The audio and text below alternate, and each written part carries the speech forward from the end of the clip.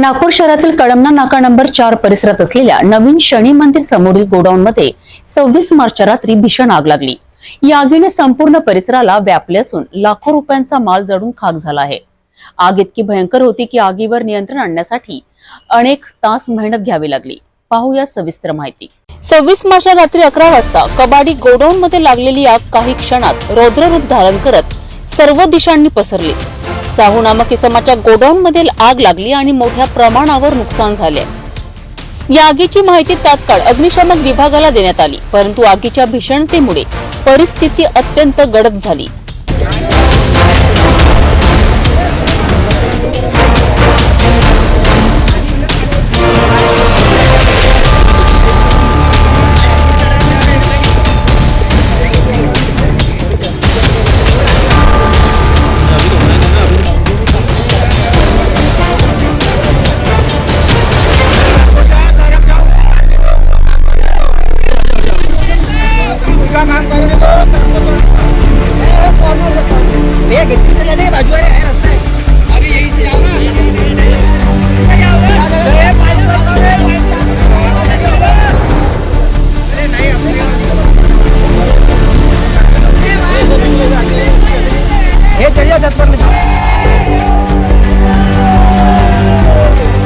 आगीची भयानक दृश्य पाहून अग्निशमक कर्मचाऱ्यांना दुसऱ्या इमारतीवर न चढून पाणी मारण्याची आवश्यकता पडली। युद्धस्तरावर आग विझवण्यासाठी आग लावणाऱ्या उपकरणांचा वापर करण्यात आला, परंतु आग इतकी भयंकर होती की आगीवर नियंत्रण आणण्यासाठी अनेक तास मेहनत घ्यावी लागली। आग विझवण्यासाठी एका पाठोपाठ 8 ते 9 अग्निशमक वाहन घटनास्थळी दाखल झालेत। तरीही आगीवर नियंत्रण आणण्यासाठी अग्निशमक कर्मचाऱ्यांना खूप मोठा संघर्ष करावा लागला।